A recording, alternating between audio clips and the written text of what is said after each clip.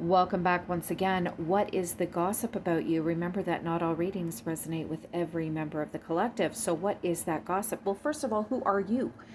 You are represented by the One Ring Circus, and Spirit is advising you to continue exercising discernment when picking and choosing people to be within your close network or your close circle. Although you are perceived as executing a sharp wit and having discernment in your life, Spirit is still saying that the game is never done. The show is never over. People keep coming, so keep your wits about you.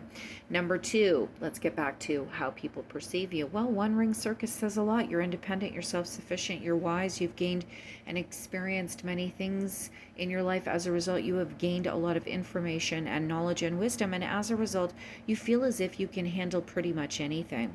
And as a result, sometimes there are people that come into your life and they feel a little bit intimidated because they don't know where they're going to belong. They don't know where they're going to fit, and they don't know if you can act like a team player with them, nor do they feel that you're going to listen to any of their advice because you've seen it all and been through it all. And who is it that's gossiping about you? Well, we have a King of Cups and we have a Hermit.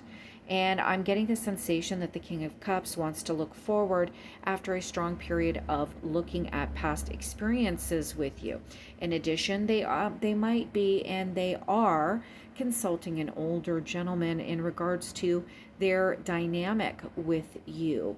They discuss how they feel, what they think about you. Do they want a future? If they did, how would they approach a future with you, or should they keep it strictly business so that they can obtain some type of wealth and prosperity in their lives, because they feel that working with someone like you is beneficial due to the fact that you have much experience. You've got that Midas touch. You are a female. Wow, you are a female. I didn't even realize that. My eyes were closed. Okay, I'm tuning in. You are a female, and this is a male, and he is watching you, and he feels like his life could move forward in a positive and outwardly direction.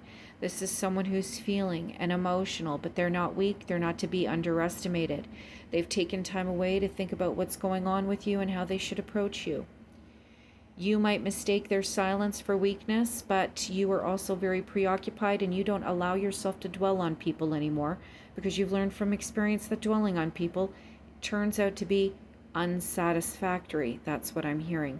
So this person is going to consult someone who is wise in the ways of women and life and people and direction, and he's going to arm himself with a strategy to move forward and talk to you, discuss things with you.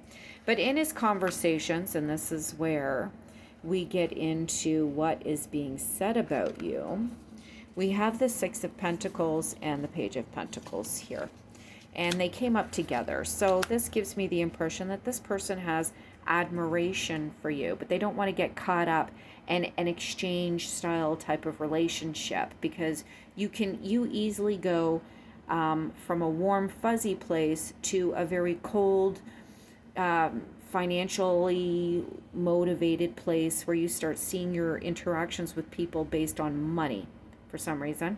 And as a result, sometimes you miss out on the more human aspects of your interactions.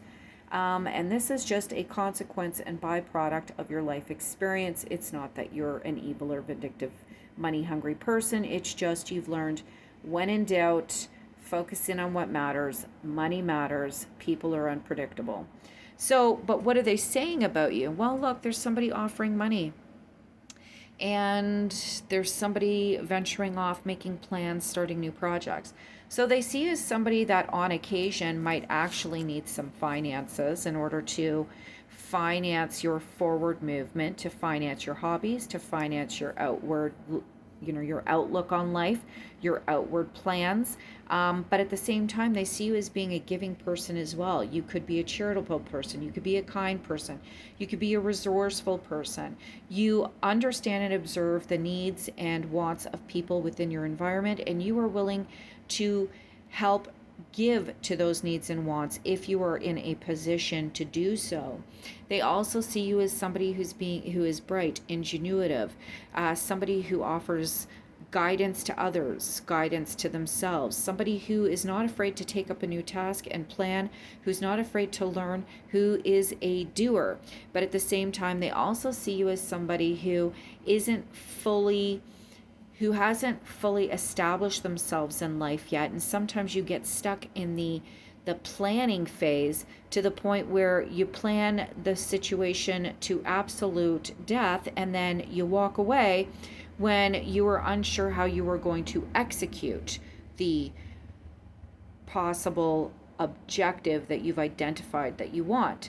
So you are an ingenuitive thinker. You're someone who comes up with ideas on how to solve problems, and you are more than capable of moving forward in order to solve those problems and put players in line and in motion.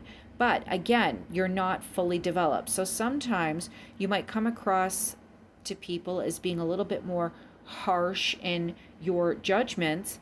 And you do that because you are still lacking a little bit of confidence because none of your big plans have really manifested yet at this time. So this is what they're saying about you, and they're trying to come in with a bit of emotion here. But the issue is that, my friend, whomever you are, my friends, we have the Seven of Wands here. And the Seven of Wands is indicating that you can be very defensive. And you're defensive because they know this. You're defensive because you've lived a life where people are coming at you all the time.